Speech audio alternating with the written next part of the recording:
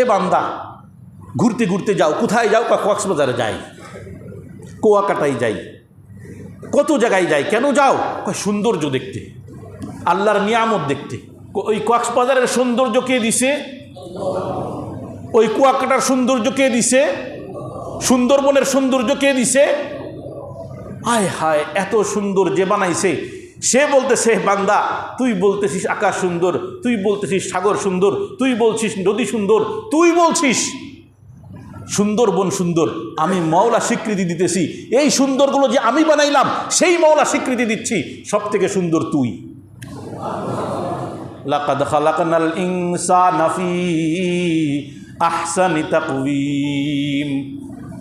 কত সুন্দর বানাইছে। গল্প একটা না কইলে মজা লাগতেছে না আমারই। খলিফা মানসুরের জামানা, তো উনার এক মন্ত্রী ছিল ঈসা ইবনে মুসা।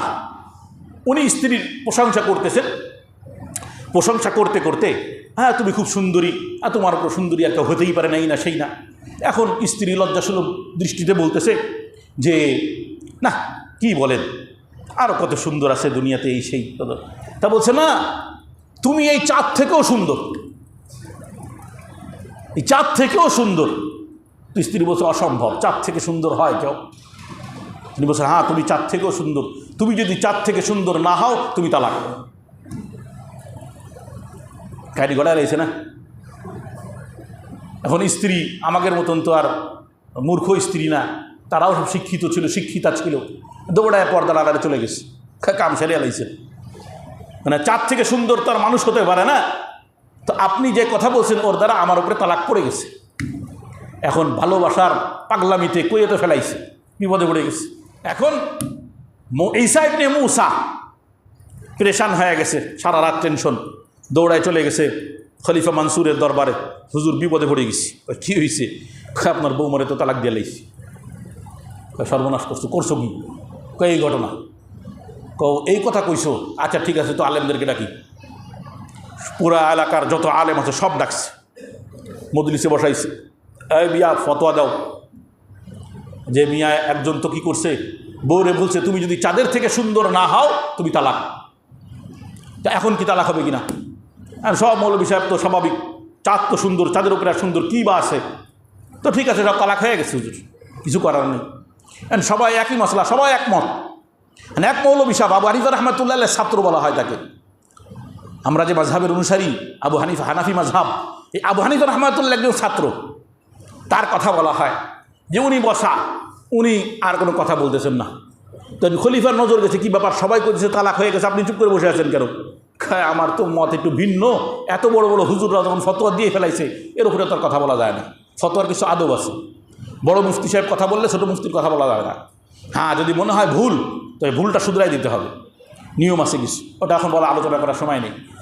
তো এখন বলতেছে সব বড় বড় হুজুররা ফতোয়া দিছে, তো আমার মত তো একটু ভিন্ন, এই জন্য আমি আর কথা বলতেছি না। তোমার মত কি? তালাক হয় নাই।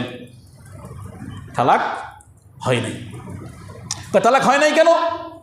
তা বলছে যে হ্যাঁ কারণ চাঁদ থেকে যদি সুন্দর না হয় তাহলে তালাক। তার স্ত্রী তো চাঁদ থেকে সুন্দর। লাকাদ খালাকনাল ইনসানা ফি আহসানি তাকওয়িম। আল্লাহ তাআলা বলেন আমি তো দুনিয়ার সব থেকে সুন্দর করে বানাইলাম মানুষকে। ওই যে চাঁদের সৌন্দর্য দেখে তুমি বিমোহিত হও, তুমি সূর্যের সৌন্দর্য দেখে বিমোহিত হও, তুমি সাগরের সুন্দর দেখে বিমোহিত হও, তুমি সুন্দরবনের সুন্দর দেখে বিমোহিত হও। এ সব সৌন্দর্য আমি মাওলার তৈরি করা। আর আমি মাওলা ঘোষণা দিলাম লাকাদ খালাকনাল ইনসানা ফি আহসানি তাকওয়িম। সব কিছুর থেকে বান্দা তোদেরকে আমি সুন্দর বানাইলাম। সুতরাং তালাক হয় নাই, সুতরাং তালাক হয় নাই। সব হুজুররা কয় ফতোয়া হইল ঠিক আছে, তা ঠিকই তো আছে, মশলা এটা ঠিক, মশলা এইটা ঠিক। কারণ কোরআন বলতেছেন সাওয়ারাকুম ফাআহসানা সুওয়ারাকুম। আল্লাহ কে? কয় যে তোমাকে সর্বোচ্চ সুন্দর আকৃতি দান করছে, সর্বোচ্চ সুন্দর আকৃতি দান করছে, সেই সত্তা হলো আল্লাহ। কয় সব থেকে সুন্দর আকৃতি তাহলে কাকে দিল?